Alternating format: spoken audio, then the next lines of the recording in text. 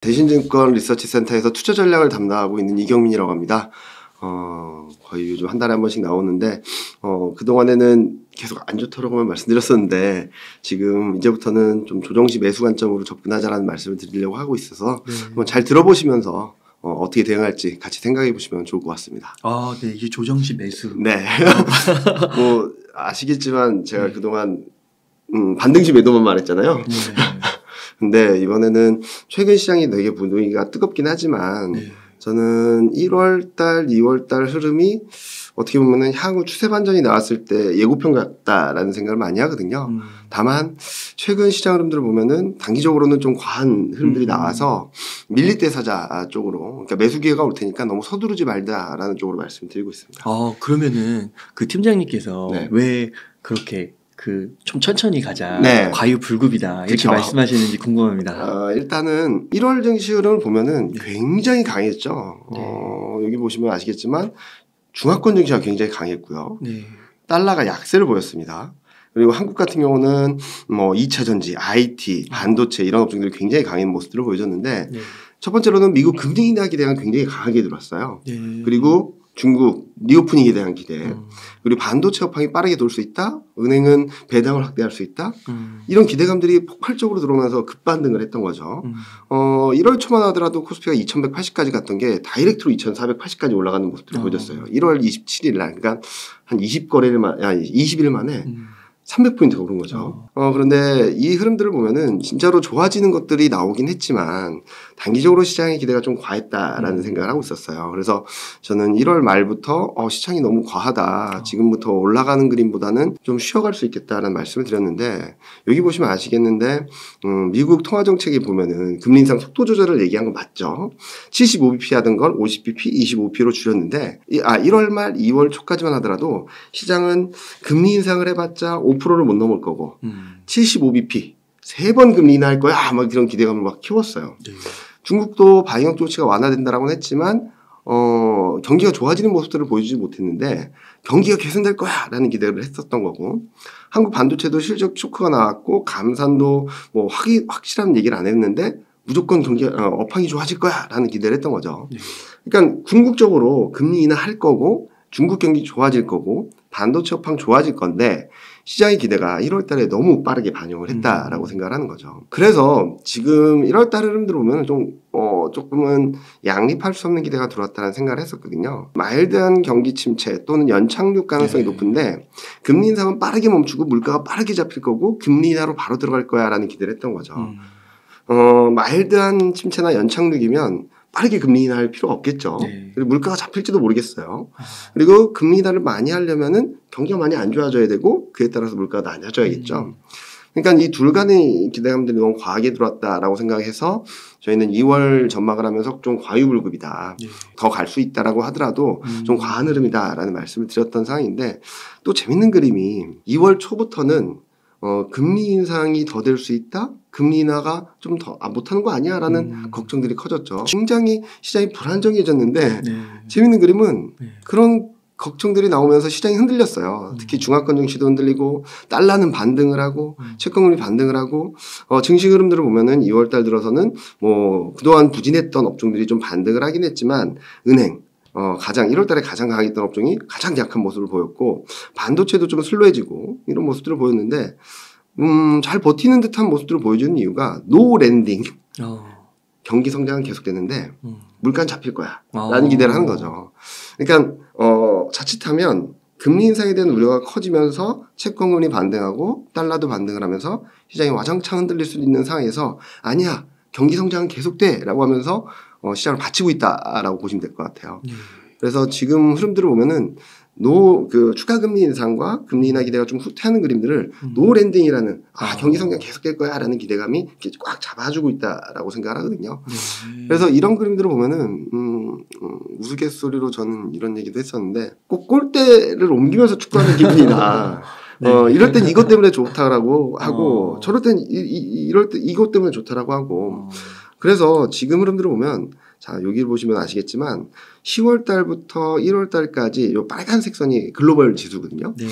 등락은 있긴 했지만 채권 금리가 떨어지고 달러화가 하향 안정세를 보이면서 쭉 우상향하는 그림들을 보였던 거예요. 근데 아이러니하게도 노 랜딩이라는 얘기가 들어오면서 채권 금리가 반등을 해도 달러가 반등을 해도 증시가 별로 안 흔들리고 있거든요. 지금 현재 이런 흐름들이 나타나는 것들은 다소 좀 과한 기대감들이 복합적으로 들어와 있는 것이 아닌가라는 생각을 하고 있어서 지금은 단기적으로 조금 조심하자라는 말씀을 드리고 있죠. 여기서 언제든지 조금 흔들리더라도 그쵸. 흔들릴 가능성이 있기 때문에 지금 시장에서는 뭐 지금 2450, 2480 그러니까 1월 27일 날 2480을 찍고서 거의 한 달 가까이 2420에서 2480, 60포인트밖에 안 되는 박스권을 여러 개 왔다 갔다만 하고 있거든요. 근데 이게 멀지 않아서 위로든 아래든 움직일 텐데 저는 단기적으로 좀 아래로 움직일 가능성이 높지 않나라는 생각을 하고 있어서 좀 조심하자라는 말씀을 드리고 있는 부분입니다. 아, 네. 그러면은 팀장님께서 네. 앞서서 이제 말씀해 주신 거는 이제는 조정이 올 때마다 네. 매수를 하자고 말씀을 맞습니다. 하셨잖아요. 네. 그러면은 앞으로 연말로 갈수록 흐름은 좀 좋게는 보시는 건가요? 그렇죠. 그러니까 일단은 지금 보여드리는 그림이 제가 보는 큰 흐름인데 네. 아마 2분기, 3분기에는 좋을 것 같아요. 한 7, 8월 3분기 초반까지. 왜냐면은 미국 경기가 생각보다 나쁘진 않고 이 와중에 중국 경기가 좀 반등을 하겠죠. 자, 미국 경기가 슬로워지긴 한다는 그림 안에서 중국 경기가 회복되는 모습들을 보여주면은 원화 강세랑 위안화 강세가 다시 재현될 수 있다고 생각하고 있어요. 잠시 흔들릴 수는 있다 하더라도 앞으로의 그림들은 중국 경기에 대한 그림들을 좀 기대해 볼 수 있지 않을까라는 생각을 하고 있어서 7, 8월 정도까지는 반등이 좀 한번 세게 나올 수 있다. 2600 돌파 시도, 2700에 근접하는 그림. 그렇게 보면은 저는 전저점 수준에서 지지력만 보여준다면은 한 500포인트 전후 어떻게 보면 20% 이상 상승 여력이 있다라고 생각을 하고 있고요. 본격적으로 올라가는 그림은 아마 내년이 되지 않을까, 24년이 되지 않을까라는 생각을 하고 있습니다. 자, 요 그림 뭐냐면은 연준이 너무 많은 걸 보여줬어요. 한번 생각을 해보시면은 요게 뭐냐면은 요게 미국 중앙은행에서 3월, 6월, 9월, 12월마다 경제 전망, 실업률 전망, 물가 전망을 계속 공개를 하거든요. 근데 12월 달에 내놓은 자료를 보면 23년 GDP 성장률이 0.5, 24년이 1.6, 25년이 1.8이에요. 네. 그리고 물가는 24년에 2%대로 들어갈 거니까 그러면은 우리는 100bp씩 금리 인하할 거예요 라는 얘기를 해준 거예요. 23년 점도표가 5.1이고 24년이 4.1, 25년이 3.1이에요. 아마 3월 FOMC를 지나면 이게 상향 조정될 수는 있기는 하겠지만 여기서 미국 중앙은행이 말해주고 싶었던 거는 물가가 잡히면 경기가 올라가는데 금리는 내려줄게. 네. 아, 물가가 잡히면. 네, 물가가 잡히면 경기가 좋아지는데 금리를 내려준대요. 역대급 보지 못했던 장세가 진짜 노린딩이네요. 그죠? 네. 그런 장세가 벌쳐질 수 있다라고 얘기를 하는 거거든요. 네. 그래서 지금 현재 보면은 미국 중앙은행도 5.1까지 가는 그림에 있어서 경기가 좋아서 간 건 아니거든요. 물가 때문에 간 거죠. 자, 그럼 물가가 잡히면은 경기가 회복되는 과정에서도 금리를 내릴 거야. 왜? 미국 중앙은행이 생각하는 여전히 중립금리, 합리적인 금리 수준, 기준금리 수준이 여전히 2.5%예요. 그러면 또 다른 통화정책 정상화, 너무 과도한 금리 인상, 물가를 잡기 위해서 5% 이상으로 금리를 과격하게 올렸다면 향후 흐름들은 물가만 제대로 2%에 유지한다면 금리를 다시 2.5로 가게 만들어줄게 라는 그림을 보여주고 있어요. 네. 그래서 경기 회복 플러스 기준금리 하락. 이 그림이 너무나도 좋은 그림이라고 볼 수 있겠죠. 다만 그러면 왜 시점을 24년으로 보느냐라는 말씀을 드리면은 23년은 주요국들의 경기가 저점을 통과하는 과정은 맞아요. 그런데 문제는 뭐냐면 저점을 통과하는 시점이 다 달라요. 요 위에 그림이 파란색이 미국 GDP 성장률이고 회색이 유로존 GDP 성장률인데요. 지금 컨센서스가 좀 내려갈 수도 있고 올라갈 수도 있긴 하지만 지금 현재 블룸버그에서 나온 컨센서스 기준으로 보면 유럽은 23년 3분기가 경기 저점일 걸로 예상이 되고 있고요. 미국은 23년 4분기, 중국은 23년 1분기, 한국은 23년 2분기. 그래서 제가 아까 미국은 좀 경기가 안 좋아지는 그림들이 좀 지연되는 그림들을 보이고 있지만 2분기, 3분기를 한번 기대해보자는 말씀드린 이유가 요 그림이거든요. 한국은 먼저 금리 저점을 찍고 이렇게 올라오는 그림이고 한국 수출도 2분기를 저점으로 올라온다는 전망이 들어오고 있거든요. 그렇게 보면은 2분기, 3분기쯤에 모멘텀이 한번 들어올 수 있고 하반기에는 미국과 유럽의 경기가 많이 안 좋을 수 있기 때문에 좀 박스권 등락을 이어갈 거다. 근데 이런 그림들을 지나고 보면은 24년에는 한국도 중국도 미국도 유럽도 경기가 좋아지는 국면으로 들어갈 수 있다. 그리고 물가도 보면은 미국도 지금 전망치 기준으로 본다면 올해 4분기, 유로존은 올해 내년 1분기, 한국은 올해 3분기쯤에 물가가 2%대로 들어가니까 통화정책적인 측면에서도 좀 완화적으로 갈 여지가 커진다. 그러면 24년이 굉장히 좋은 흐름들을 보여줄 수 있기 때문에 23년 1분기 그리고 23년 4분기 때 잘 매집해 놓으시면 아마 수익을 꽤 거두실 수 있지 않을까라는 말씀을 드리고 있죠. 그러면 혹시 요즘에 좀 또 뉴스에서 나오는 그 인플레이션이 생각보다 만만치 않아서 맞아요. 뭐 빅스텝 얘기도 막 나오고 하는데 그런 우려는 좀 작다고 보시는 걸까요? 단기적으로는 추가적으로 금리 인상 가능성이 되게 커진 건 맞아요. 왜냐면은 노랜딩이라는 기대감이 시장을 받쳐주고 있다라고 말씀드렸잖아요. 근데 노랜딩이라는 기대를 거꾸로 말씀드리면 굉장히 안 좋은 그림일 수도 있어요. 왜냐면은 요 그림 보여드릴게요. 자, 경기가 성장을 계속한다고 한다면 물가가 안 떨어질 거예요. 특히 최근 경제 지표가 좋은 것들을 보면 고용하고 서비스업 지표들이 좋아요. 지금 물가 부담이 가장 큰 게 서비스업 쪽이라서 물가가 제대로 안 떨어지면 뭘 할까요? 연준 중앙은행에서 금리 인상 더 많이 하겠죠. 그렇죠. 자, 미국 중앙은행이든 한국 중앙은행이든 국가별 중앙은행들이 물가를 잡기 위해서 금리 인상을 하는 이유를 잘 생각을 해보시면 왜 할까를 보시면 금리를 높여서 수요를 조금 제어하려는 거예요. 경기를 좀 톤다운, 캄다운 시켜서 물가를 떨어뜨리겠다라는 의지인데 경기가 괜찮다고 한다면 물가가 제대로 안 잡힐 거고 연준은 다시 금리 인상을 더 많이 해서 물가를 떨어뜨리려고 하겠죠. 그러면은 경기가 더 악화되겠죠. 금리가 5.5, 7 막 이렇게 하면 더 악화되겠죠. 그럼 물가가 잡힐 거예요. 그런 그림들이 계속적으로 돼야 되는데 물가가 제대로 떨어지지 않은 상황에서 경기가 괜찮다라는 의미는 통화정책이 더 매파적으로 할 수밖에 없다라는 시그널로 생각을 하고 보시면 될 것 같아요. 그래서 이번 1월 CPI도 보면은 물가가 굉장히 천천히 떨어질 것 같은 모습을 보여줬어요. 자, 여기 보시면은 여기 전년대의 변화율인데 최근 3개월 동안에는 CPI가 5%포인트, 6%포인트, 6%포인트 떨어졌고요. 코어 CPI도 3%포인트, 3%포인트, 3%포인트 떨어졌어요. 근데 이번에는 0.1밖에 안 떨어졌어요. 왜냐면은 소비도 괜찮고 서비스업 경기도 괜찮다라고 하다 보니까 지금 1월 달 경기가 생각보다 괜찮다 보니까 재화 물가들이 더 이상 안 떨어졌던 거예요. 서비스 물가는 계속적으로 올라가고 그러면서 물가가 천천히 떨어진다는 흐름들이 나왔고 이로 인해서 최근 시장 흐름들이 좀 불안정하죠. 이게 뭐냐면은 3월 FMC에서 금리 인상 확률인데 원래는 3월 달까지 금리 인상을 25bp 하고 이제 5월 달에부터는 안 할 거야 라고 했는데 요 그림 보시면 아실 것 같아요.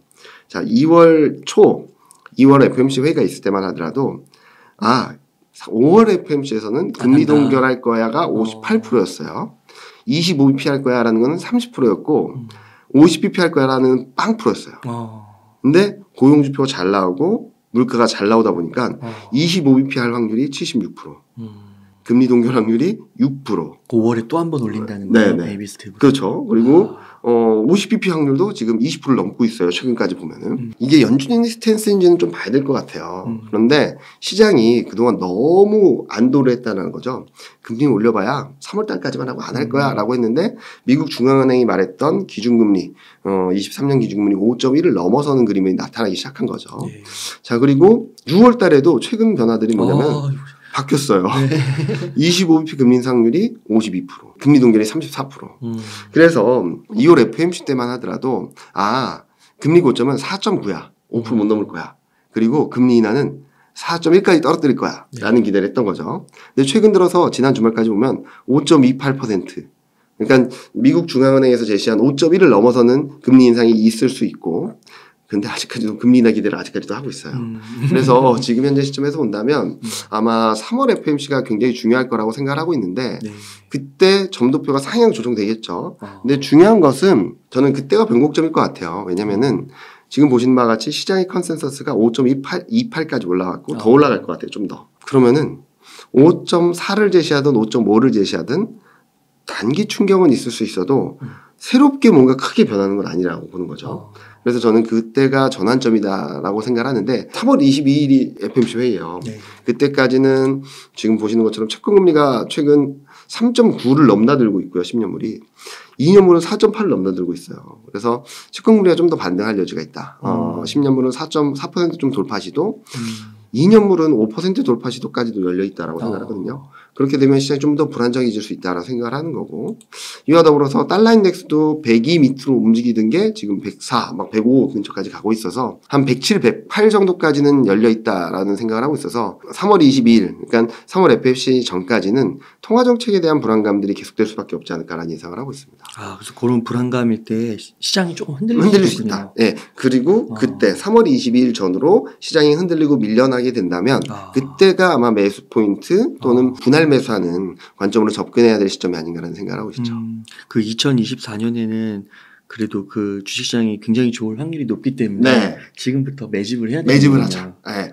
외국인도 매집을 하고 있어요. 왜냐면은 잘 보시면은 외국인이 2022년 7월부터 2200 밑에선 사고 2400 이상에선 조금 정리하고 2200에선 다시 사고 계속 이 패턴만 하고 있거든요. 그러니까 여러분들도 2400, 2500 근처 왔다라고 해서 더 올라갈 것 같아라는 것보다도 외국인이 어떤 스탠스를 취하는지 좀 보시면 좋을 것 같아요. 최근 2월 셋째 주 되면서 외국인은 좀 매도 우위를 보이고 있거든요. 시장 분위기가 좋다 하더라도 매수를 더 하지 않고 있고, 그런 것들을 본다면 단기적으로 좀 차익 실현 심리, 특히 채권금리가 반등을 하고 달러가 반등을 하게 되면 원달러도 1325, 50원까지 갈 수 있겠죠. 그런 그림들이 나오는 상황에서 시장은 좀 더 불안정해질 수 있겠다라는 말씀을 드리고 있죠. 그러면은 그 조정을 좀 이렇게 받을 때요. 그 팀장님, 저희가 어떤 좀 섹터나 주식들을 사면 좋을까요? 1월 달을 잘 봐야 돼요. 그러니까 아까도 서두에 말씀드렸던 것처럼 1월 증시가 추세 반전이 됐을 때 어떤 흐름으로 갈 겁니다라는 그림들을 보여주는 것 같다는 말씀드렸죠. 그리고 특히 2분기, 3분기 때는 중국 변수가 좀 중요하다는 말씀을 드렸고, 그래서 1월 증시를 보면 딱 그 그림이에요. 중국 증시 강세, 달러 약세, 원화 강세, 외국인 수급 개선, 그 와중에 IT 가전, 은행, 화학, IT 하드웨어, 반도체, 인터넷 이런 것들을 보면은 제가 저번에도 말씀드렸던 거, 향후 좋아질 수 있는 업종들을 말씀드렸던 것 중에 2차 전지, 반도체, 그리고 인터넷, 그리고 뭐 이런 업종들을 말씀드렸죠. 신재생 에너지 관련된 업종들. 다시 한번 정리해서 말씀을 드리면 반도체, 전기차, 2차 전지, 신재생 에너지, 방산, 인터넷 이런 애들은 향후 시장 흐름에 있어서 주요국들이 계속적으로 정책 드라이브를 걸 수밖에 없다. 반도체는 모든 산업에서 필수 산업이 되고 있는 상황이고, 뭐 미래의 쌀이라고 할 정도로. 그리고 전기차, 2차 전지, 신재생 에너지는 에너지 독립을 위해서 모두가 필요로 하는 상황이고, 그리고 방산, 자주 국방을 위해서 유럽과 중동, 특히 유럽과 중동 쪽에서 국방비 지출을 굉장히 많이 늘리고 있거든요. 그리고 인터넷, 최근 핫한 챗 GPT라든지 이런 것들, 플랫폼으로서 역할을 할 수 있는 것들이 굉장히 많아지고 있기 때문에 저는 이 업종들에 대해서 1월 달에 강했던 업종들을 조정받으면 산다라는 컨셉으로 접근을 하시면 좋지 않을까라는 말씀을 드리고 있고, 계속적으로 이 업종들이 시장을 이끌어갈 수 있다라는 말씀을 드리고 있습니다. 네, 그렇군요. 그 팀장님, 그 한 가지 좀 궁금한 게 요즘에 또 달러가 또 이렇게 오르고 있잖아요. 맞아요. 그 1,300원을 이제 돌파도 했는데 거기에 대해서는 어떤 리스크나 위험 요소는 없을까요? 단기적으로는 조금 조심해야 되겠죠. 단기적으로는 저희가 예상하는 원달러 환율 경로가 이런 그림이거든요. 1분기 때는 평균 1,320원, 상단 한 1,350원, 70원 정도까지는 올라올 수 있다라고 생각하고 있어요. 반등이 왜 나오냐라고 말씀드리면은 금리 인하가 좀 과도했던 게 되돌려지는 과정이잖아요. 그러면은 채권 금리와 달러는 좀 반등을 할 수 있어요. 그리고 아까 보여드렸던 것처럼 미국 경기가 괜찮다라는 생각을 하다 보니까 반등을 할 수 있는 여지가 있겠죠. 이런 와중에 1분기 중에는 2월, 3월 중에는 중국 경기 회복에 대한 기대감이 있었지만 아직까지 회복되는지는 아직까지 다 몰라요. 그리고 최근 면세점 매출이나 이런 것들을 보면 아직까지도 좋은 모습을 보여주지 않고 있어요. 그런 것들이 나타나다 보니까 기대감들이 후퇴하면서 원달러 환율이 반등을 할 수 있다. 그렇다고 해서 1,400, 1,450원을 넘어가는 그림은 아닐 것 같고 1,350원, 70원 정도까지는 열려 있다 정도로 보시면 될 것 같고요. 자, 그러면 이후에는 어떻게 됩니까? 라고 하시면은 2분기부터는 좀 우하향하는 그림, 올해 연말에는 1,200원 밑으로 가는 그림들을 좀 열어놓을 수 있겠다라는 말씀을 드리고 있어요. 자, 그래서 저는 단기적으로 좀 반등 시도는 있을 것 같습니다. 1,320원이나 50원 정도 선까지. 그렇다 하더라도 이게 추세 반전이라 보다는 쭉 떨어졌다 반등 나왔다가 다시 이렇게 쭉 떨어지는 그림으로 생각을 하고 있으니까 그때 원달러 환율이 1,325, 50원을 넘어설 때쯤 주식을 사야겠다. 거꾸로 이렇게 컨셉으로 접근을 하시면 될 것 같아요. 아까 말씀드렸듯이 포인트가 몇 개 있죠. 3월 22일 3월 FMC 원달러 환율 1320원, 1350원 돌파 시도 거기서 더 올라간다 하더라도 오버슈팅이니까 그때를 좀 매수 기회로 삼자라는 말씀을 드리고 싶은 겁니다. 그러니까 환율이 좀 불안정해질 수밖에 없긴 하지만 그게 매수 기회라고 접근을 하시면 될 것 같아요. 저는 요즘 들어서 많이 말씀드리는 게 시장이 더 올라갈 것 같을 때, 그러니까 2, 3월 달에는 더 올라갈 것 같을 때 좀 매수 타이밍을 늦추거나 아니면은 주식 비중이 많으신 분들은 좀 정리를 하시는 게 맞고 더 떨어질 것 같을 때 원달러율은 이러다 1,400원 넘을 것 같아 라고 할 때 오히려 주식을 사시고 더 사시는 전략으로 그러니까 탐욕에서 팔고 공포에서 사자라는 말씀을 많이 드리고 있습니다. 그러니까 환율이 한 1,320원 갔다가 네. 이제 떨어질 거가 만약 예상이 된다고 하면 네. 외국인 수급도 좋아지겠죠. 네, 맞습니다. 외국인 수급 되게 궁금해 하실 거예요. 근데 아까 잠깐 매집이라는 말씀을 드렸던 것도 같은데 일단 요 그림을 보시면 요 밑에 그림을 보시는 게 중요해요. 저번에도 보여드렸던 것 같은데 외국인이 올해 들어서 23년 들어서 8조를 샀어 라고 하시는데 외국인은 2022년 7월부터 17조 5천억 18조 가까이 샀어요. 와. 알게 모르게 샀습니다. 네. 근데 왜 알게 모르게 샀냐? 외국인이 산다라고 해서 시장이 쭉쭉 뻗어갈 것 같았지만 시장이 그렇게 뻗어가지 못했거든요. 왜냐하면 외국인은 지금 선물 포지션, 그러니까 시장 방향성에 대한 베팅은 전혀 하지 않고 있고 그냥 밑에서 꾸준히 모아가는 것 같아요. 보시면은 22년부터 22년 7월까지 6월까지 팔았던 것만큼 다 샀어요. 최근 들어서. 근데 보유 비중은 이때만큼 올라오질 않고 있어요. 그러니까 알게 모르게 조심조심 사고 있는 거죠. 저가에. 어떻게 사냐? 2200선이 깨졌을 때 한 6조 4천억 정도를 샀고 이때 한 270포인트 정도가 올랐어요. 그리고 9월 한 달 동안에 2조 5천억밖에 안 팔았습니다. 근데 410포인트가 빠졌어요. 270포인트 올랐는데 410포인트가 빠진 거예요. 그래서 2130까지 떨어진 거예요. 그때부터 또 삽니다. 7조 6천억을 샀어요. 2500포인트 터치하니까 차익 실현해서 1조 7천억 정도를 12월 한 달 동안에 팔았어요. 그때 이때 320포인트 빠졌어요. 그래서 단기적으로 2180까지 떨어졌죠. 또 2200 밑으로 내려왔어요. 그때부터 또 삽니다. 8조를 샀어요.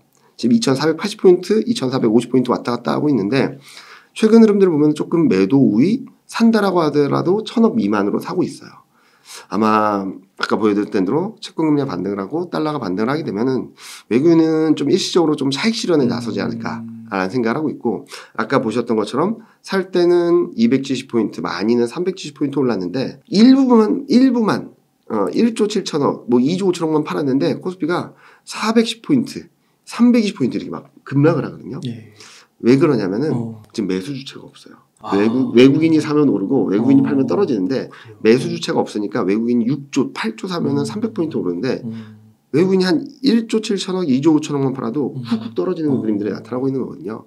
그래서 3월 한 달 동안에는 외국인 수급에 좀 집중을 하시고 외국인이 더 사기보다는 좀 매도할 가능성, 그러니까 팔고 떠나는 그림이 아니라 8조를 샀는데 그중에 4분의 1만 팔아도 시장이 크게 휘청일 수 있다라는 것들을 좀 염두에 두시고 좀 접근을 하시면 좋겠다라는 말씀을 드리고 있고요. 지금 이 그림 보시면은 외국인이 어떻게 매매를 하는지 아시겠죠? 그러니까 많이 떨어지면 사고 올라가면 일부 정리하고 많이 떨어지면 사고 이렇게 매집을 하고 있어요. 외국인이 작년 7월부터. 그러면서 지수는 박스권 등락만 하고 있는데 외국인은 저점에서부터 최근까지 17조 5천억을 산 거예요. 계속 매집을 한 네. 모아가고 있는 거죠.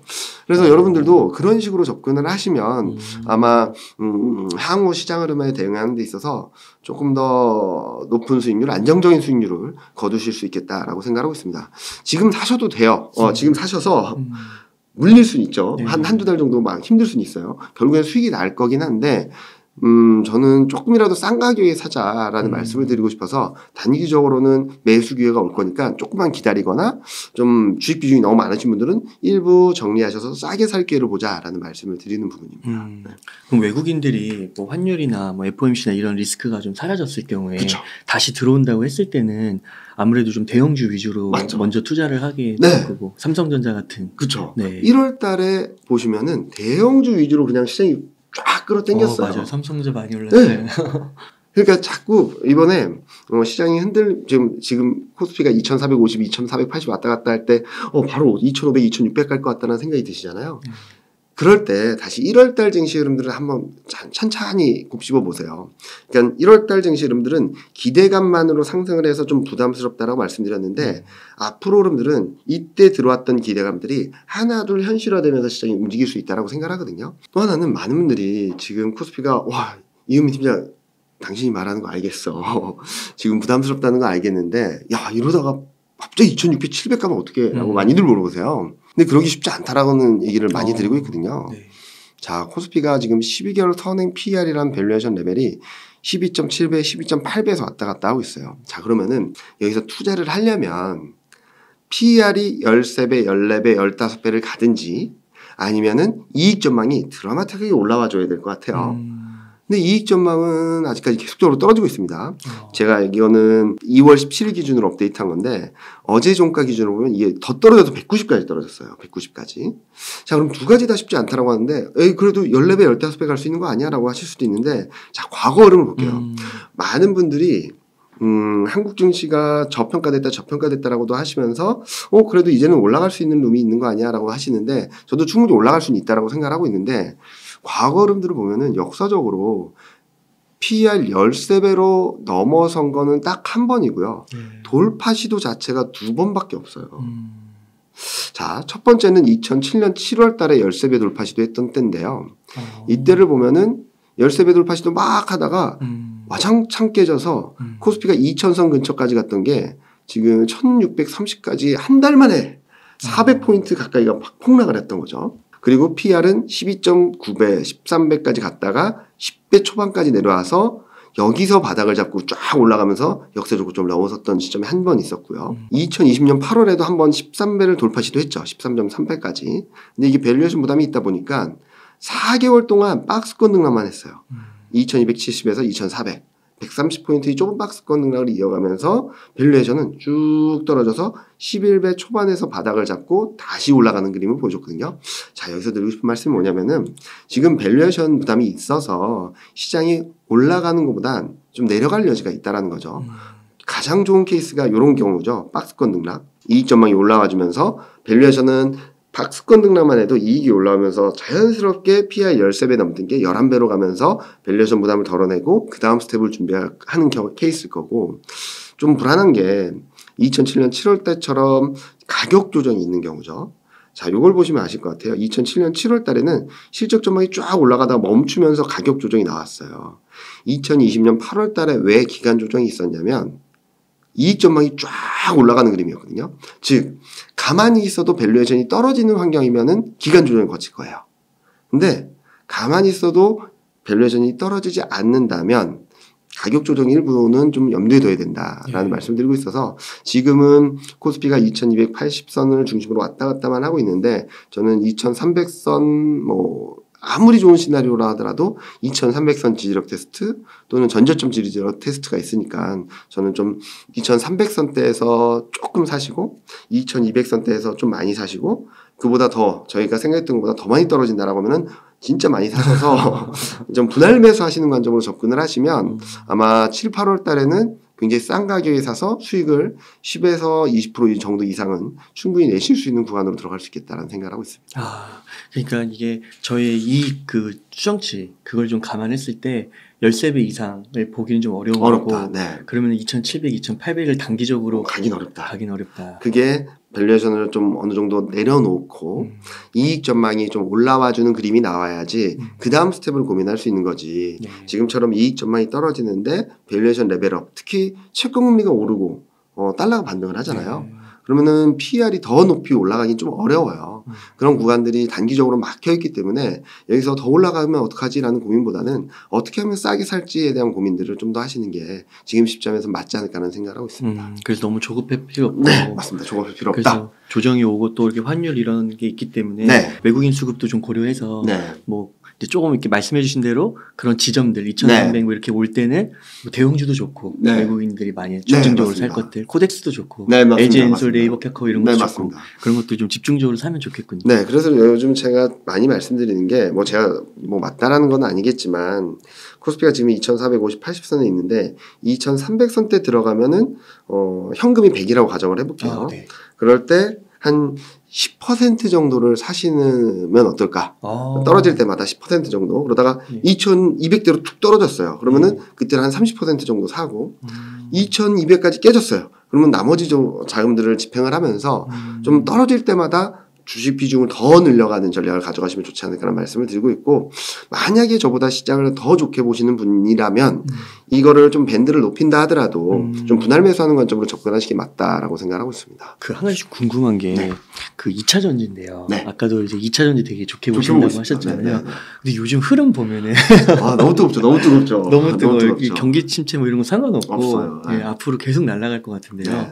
2차 전지 어떻게 요즘 밸류는 좀 어떻게 보세요? 2차 전지는 지금 유럽에서도 잘하고 있는데 지금 미국 쪽에서 이 모멘텀들이 들어오고 3월 중순에 유럽 쪽에서 신재생에너지 관련된 정책들이 나올 거고, 그리고 3월 말에는 이제 IRA 법안이 구체적인 것들이 나올 거예요. 그런 것들에 대한 기대감 중에 굉장히 세게 반영되고 있거든요. 그래서 좀 더 올라갈 수는 있다 하더라도 저는 지금 가격대에서 따라서 사지 말자라는 말씀을 드리고 있어요. 반도체나 인터넷과 마찬가지로 2차 전지도 싸게 살 기회가 올 거거든요. 자, 그럼 어느 가격대에서 사냐? 뭐 제가 종목별로 하나하나 말씀드리기 굉장히 어려운데 이렇게 보시면 될 것 같아요. 자, 올해 초의 저점, 작년 말 올해 초의 저점이 있을 거예요. 예를 들어서 10,000원이면 10,000원이라고 할게요. 그리고 최근 쫙 올라온 고점이 있을 거예요. 이 저점에서 고점까지 상승폭의 절반 정도를 얼마 정도인지 한번 추정을 해보세요. 네, 절반. 자, 예를 들어서 10,000원에서 시작한 종목이 15,000원을 갔다라고 하면은 12,500원이 기준선이 되는 거예요. 자, 이 12,500원 선을 기준선으로 이 가격대부터 이제 사서 모아가자라는 생각을 하시면 될 것 같아요. 이 중간선이 깨지게 됐을 때 한 10% 사고, 더 떨어지면 더 사고, 더 떨어지면 더 사고, 요런 컨셉으로 접근을 하시면 되게 싸게, 좀 더 가격을 좀 낮게 사실 수 있지 않을까라는 생각을 하는 거죠. 그리고 반도체나 인터넷도 마찬가지입니다.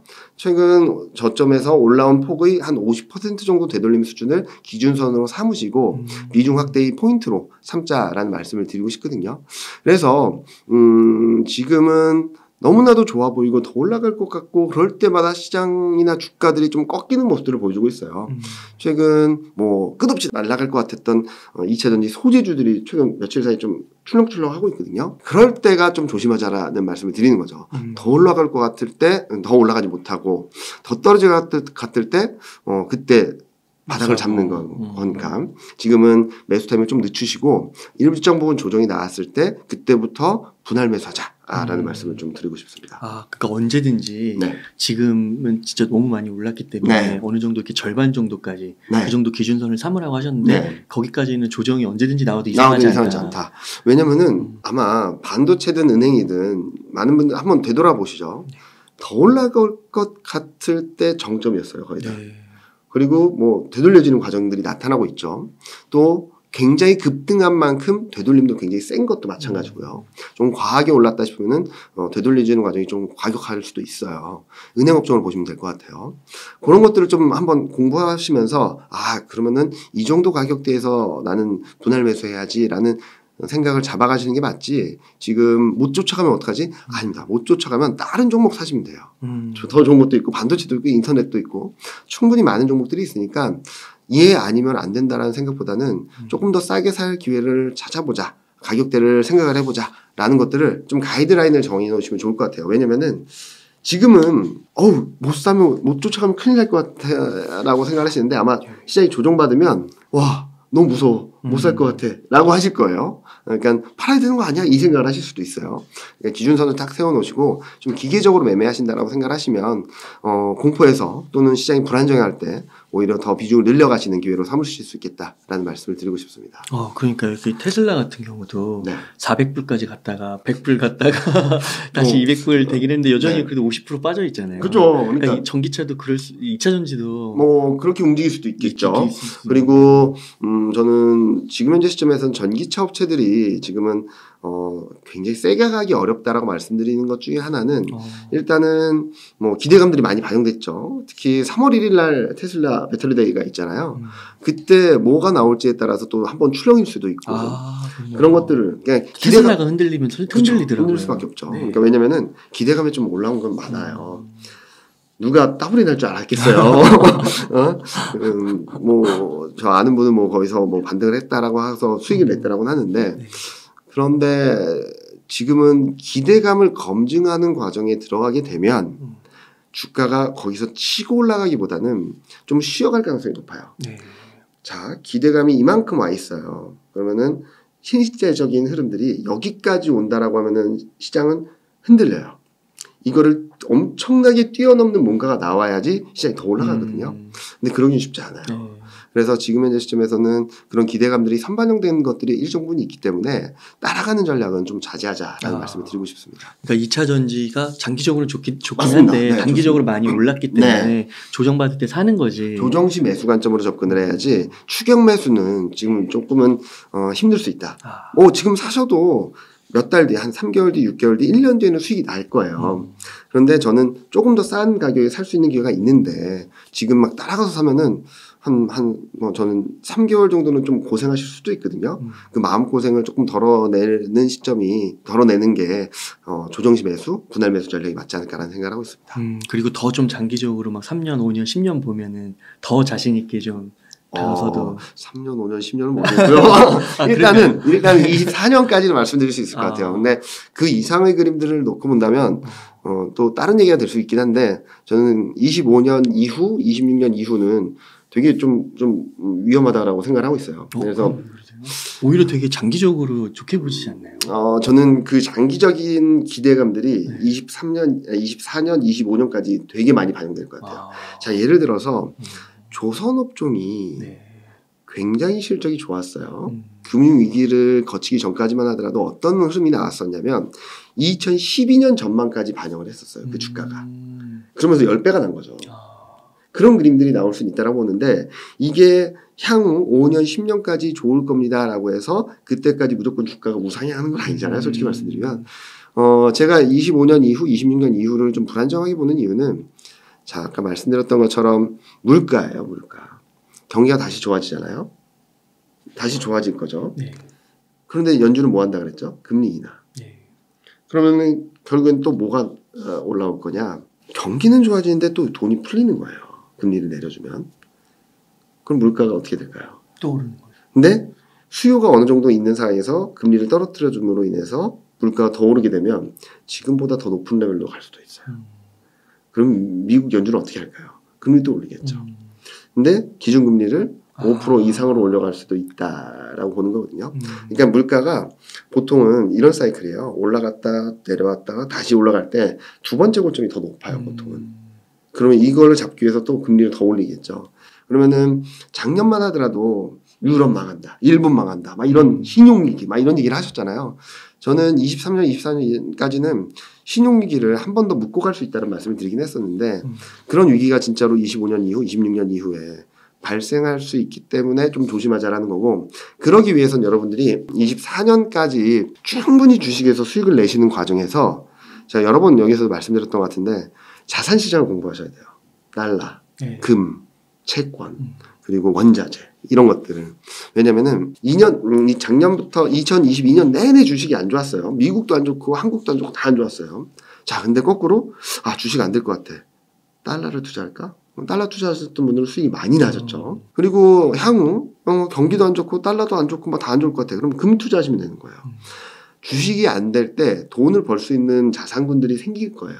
그런 것들을 찾아가시는 과정을 한 23년, 24년 동안에 자산시장에 대한 공부를 하신다면 저는 굉장히 안정적으로 24년까지는 주식에서 수익을 충분히 내시고 그 다음에는 다른 자산군을 통해서 안정적으로 내 자산을 불려나갈 수 있는 전략을 세우신다면 다음에 또 기회가 오겠죠. 엄청난 위기가 온다라고 하더라도 주식시장이 영원히 평생 내려가는 길은 없습니다. 결국에는 바닥을 잡고 또 올라올 거예요.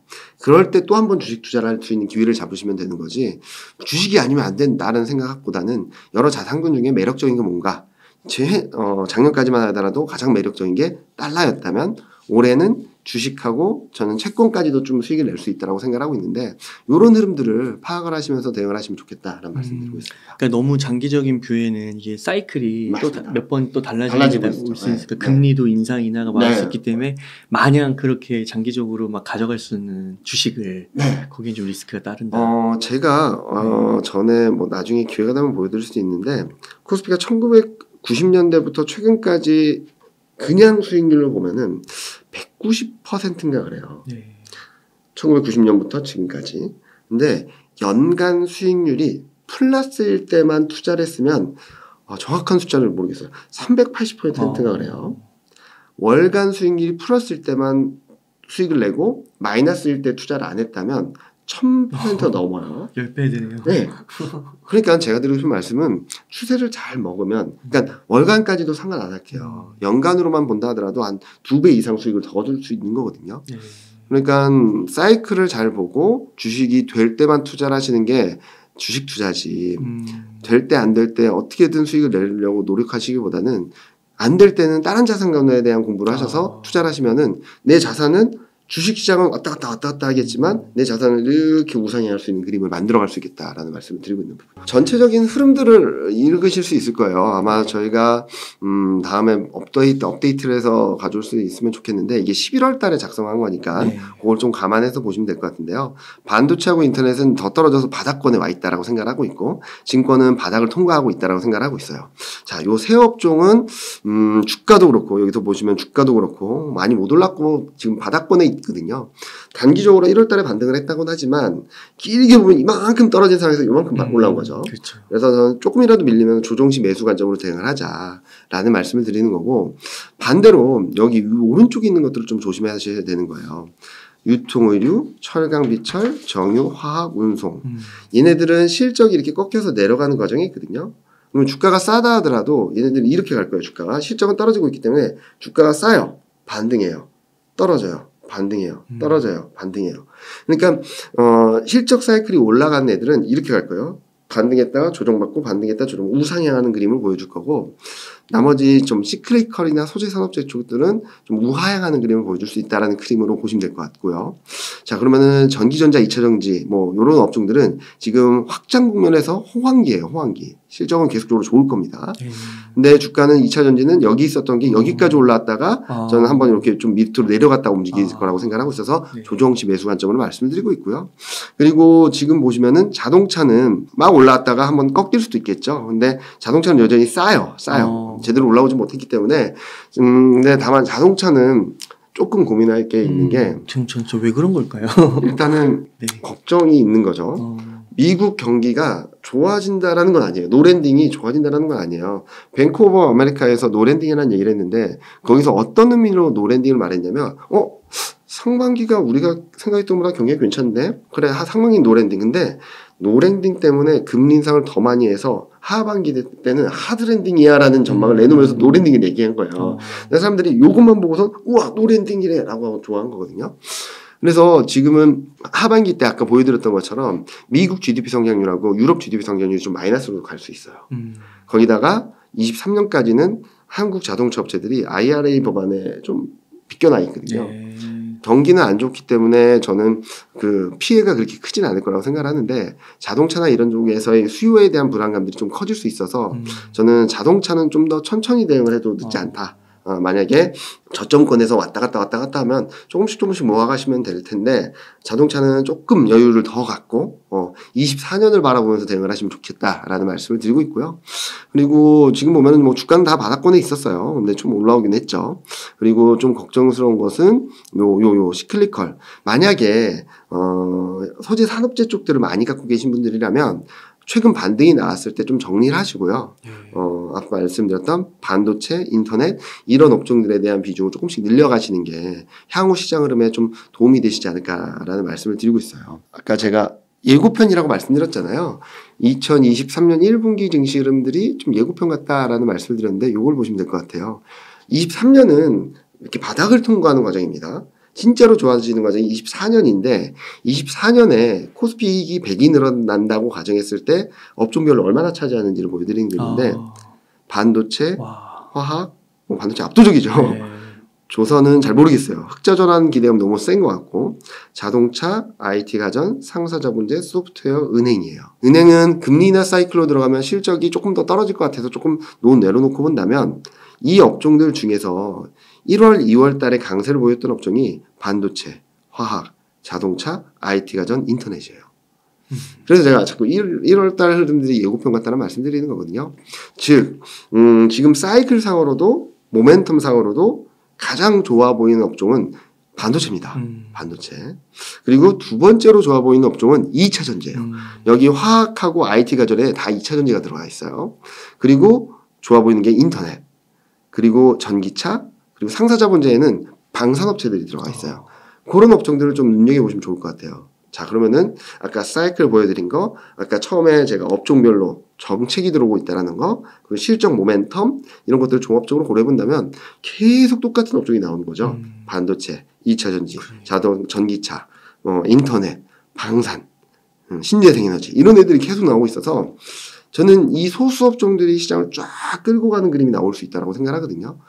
그래서 제가 요즘 많이 말씀드리는 거는 2021년 1월, 엄밀히 말하면 21년 1월 달에 IT나 이런 애들이 고점이 나왔으니까 1월 이후 2년 동안 어떤 흐름이었냐면 싸게 사더라도 반등만 하면 팔아야 되는 장이었어요. 아마 여기에 되게 익숙하셨을 거예요. 근데 항상 시장은 익숙함을 벗어나야 되거든요. 그리고 익숙한 대로 투자를 하다 보면 놓치는 경우가 많아요. 그래서 저는 2023년, 24년에는 좋은 업종, 올라가는 업종들 종목들이 계속 올라가는 그림일 수 있다고 생각하고 있어서 잘 모아가시고 지키시는 전략을 어떻게 가져가셔야 될지 고민해야 될 시점이 23년하고 24년이 아닐까라는 말씀을 드리고 있습니다. 아, 네. 그래서 반도체, 2차 전지, 자동차, 인터넷 이런 순으로 한번 보시면 좋겠고 팀장님 저 하나만 좀 여쭤볼게. 그 인터넷 플랫폼 이게 그 주가가 바닥 대비는 좀 올라온 것 같은데 여전히 50%도 안 되잖아요. 고점 대비해서. 근데 이제 좀 성장성에 있어서도 좀 의심의 눈초리가 좀 큰 것 같더라고요. 좀 성장성이 좀 죽은 게 아니냐. 좀 어떻게 생각하세요? 지금 위에 그림 보시면은 아실 것 같아요. 그동안에는 엄청난 고성장을 했었는데 성장을 안 한다는 게 아니에요. 성장을 하는데 이제는 성장 모멘텀이 뚝뚝 떨어져서 모멘텀 자체가 되게 약해지는 거 아닌가. 근데 주가는 비싼 거 아닌가라는 생각을 했던 거죠. 근데 주가는 이미 50% 70% 빠졌습니다. 저는 이에 대한 걱정들은 다 반영이 됐다고 생각하고 있어요. 그래서 지금 시점에서 저는 되게 좋게 보기 시작하고 있어요. 무슨 말이냐면 자 지금 보시는 것처럼 성장의 기대가 이랬어요. 그래서 주가가 이렇게 올라갔던 거죠. 근데 성장의 기대가 이렇게 떨어졌죠. 근데 주가는 여기까지 떨어진 것 같아요. 전 최소한 여기서 절반 정도는 되돌릴 수 있다고 생각하는 거거든요. 그런 와중에 지켜보셔야 될 것 중에 하나는 최근 챗GPT라든지 뭐 로봇 산업이라든지 이런 것들이 나오고 있잖아요. 그런 것들에 대한 성장성이 새롭게 들어올 수 있을지 산업을 하는지 좀 지켜보셔야 될 거고 또 하나는 국내 플랫폼 기업들이 좀 생존의 시대로 문제로 넘어갔다라는 것 중에 하나는 해외 매출 비중이 굉장히 작았거든요. 그래서 해외 매출이 얼만큼 들어오는지 그런 것들을 보시면은 지금 한국 시장에서의 성장이 거의 꺼져가고 있는데 또 다른 탈출구, 새로운 산업 또는 해외 매출 이런 것들이 들어오는지를 보시면은 여기서 이렇게 떨어졌던 게 여기까지 올라왔던 게 이걸 뚫고 올라갈지를 좀 가늠하실 수 있겠다. 기본적으로는 정상 궤도로 돌아와서 떨어졌던 것만큼의 절반 정도를 되돌릴 수는 있겠지만 그 이상으로 가는 그림들이 나올지는 새로운 산업 또는 해외 매출 비중이 들어오는지를 확인하시면서 대응할 것 같아서 저는 지금 가격대에서 또는 전저점 부근에서 무조건 사도 된다. 거기는 안 깰 것 같다. 라는 말씀을 계속적으로 드리고 있죠. 과도하게 빠진 측면이 있고 이제 해외 매출 그리고 뭐 챗GPT라든지 새로운 산업들 또는 로봇 산업들 왜냐면은 어떤 기업은 상용화하진 않았지만 내부적으로 로봇에 대한 산업을 계속적으로 활용하고 있대요. 그런 것들이 나오고 있어서 저는 충분히 긍정적으로 바라봐도 되는 가격대까지 왔다. 여기서 어느 정도 올라갈 수 있겠지만 그 이상을 열어놓기 위해서는 이런 것들을 체크하고 하자. 새로운 산업, 해외 매출 비중 이 두 가지만 포인트로 잡자라고 말씀드리고 싶습니다. 팀장님 이제 만약 지금 1억의 여윳돈이 있습니다. 어떻게 운용을 하시겠나요? 1억이 있다면은 저는 저번에도 말씀드렸던 것 같아요. 지금은 주식 아직은 안 살 것 같다. 이제 3월 지나고 하면서 코스피가 빠지면은 저는 그때부터 2300선대, 2400이 깨지면 그때부터 한 2천만 원 정도 살 것 같고요. 2200이 깨지면 한 3천만 원 사고, 2200까지 깨서 2100대로 가면은 저는 한 1억 중에 한 8천만 원은 살 것 같아요. 그러면 나머지 2천만 원 어떡하냐. 일단은 저는 채권 쪽에 좀 투자를 할까 하거든요. 채권 쪽도 안정적이어서. 그래서 이렇게 포트폴리오를 구성하고 만약에 생각했던 것보다 주식이 2100을 깨고 내려가 버려요. 그러면은 저는 채권에 투자했던 것도 주식에 넣어서 그냥 100%로 채워놓을까 생각 중이고, 또 이렇게 말씀드리면 또 궁금해 하시겠죠. 이경민 팀장이 말한 대로 2200, 2100까지 안 떨어지면 어떡하냐. 자, 그럼 이렇게 할 것 같아요. 제가 아까 말씀드렸던 대로 2400선이 2300선대로 들어오면 전 2천만 원을 살 거예요. 무조건. 그리고 2200이 깨지면 3천만 원 사서 5천만 원 만들겠죠. 근데 여기서 반등을 하게 되면은 그때부터 나머지 3천만 원, 8천만 원을 채워넣을 거예요. 그러니까 바닥을 잡고 올라간다는 시그널이 나올 때는 제가 지금 말씀드렸던 가격보다 낮으면 무조건 살 거예요. 저는. 뭘로 채울 거냐? 말씀드렸던 대로 반도체, 인터넷, 그리고 2차전지. 전기차. 근데 2차전지하고 전기차는 조금 타이밍을 볼 것 같아요. 그래서 일단은 8천만 원 중에 4천만 원 이상을 저는 반도체하고 인터넷으로 일단은 채워넣고 2차전지하고 자동차는 좀 타이밍을 보고 산다든지 아니면 다른 업종, 최근 많이 못 올라온 제약바이오 중에서도 실적이 나오는 제약 쪽, 빅파마 걔네들을 조금 더 담는다든지 그런 식으로 대응을 할 거 생각 중입니다. 예. 그래서 일단은 조정 받을 때 바닥이 어디든 쭉 내려왔다 반등을 하든 이렇게 내려왔다 반등을 하든 저는 주식 비중을 최소한 80% 정도 채우는 구간으로 활용하겠다라는 말씀을 드리고 싶습니다. 네, 디테일하게 이용 전략을 소개해 주셔서 감사의 말씀 드립니다. 팀장님, 그러면 끝으로 시청자님들께 하고 싶으신 말씀, 강조하고 싶으신 말씀 있다면 좀 부탁드리겠습니다. 일단은 시장이 사람들의 기대를 증폭시켰다가 단기적으로는 조금 더 올라갈 것 같은 또는 포모라 그러죠. 그런 공포를 유발했다가 또 최근 들어서는 좀 흘러내리는 것 같다가 좀 종을 잡을 수 없는 흐름들이 계속적으로 반복되는 것 같아요. 그럴 때일수록 서두르기보다는 좀 더 침착하게 좀 더 확인하고 대응하는 게 맞지 않나라는 생각을 하고 있고요. 분명히 매수 기회가 올 겁니다. 그리고 좀 늦게 잡는다 하더라도 수익을 낼 수 있는 건 충분히 들어갈 거니까 너무 조급해하지 마시고 조금만 여유를 갖고 냉정을 찾아서 투자를 하신다면 저는 좀 더 싼 가격에 좀 더 좋은 가격에 많이 사셔서 수익을 7, 8월 여름에는 여름휴가는 주식으로 수익을 낸 걸 가지고 투자 가실 수 있다라고 생각하니까 모두들 힘내시고 조금만 천천히 대응하자 말씀드리고 싶습니다.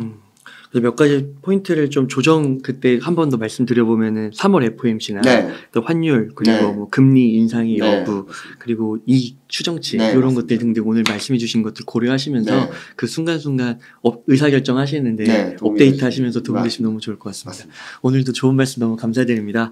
그럼 오늘 인터뷰 한 이 정도에서 마무리하도록 하겠습니다. 이렇게 해서 대신증권의 이경민 팀장님을 모시고 이야기를 나눠봤습니다. 긴 시간 동안 유익한 인사이트 많이 나눠주셔서 감사의 말씀드립니다. 오늘 고생 많으셨습니다. 감사합니다.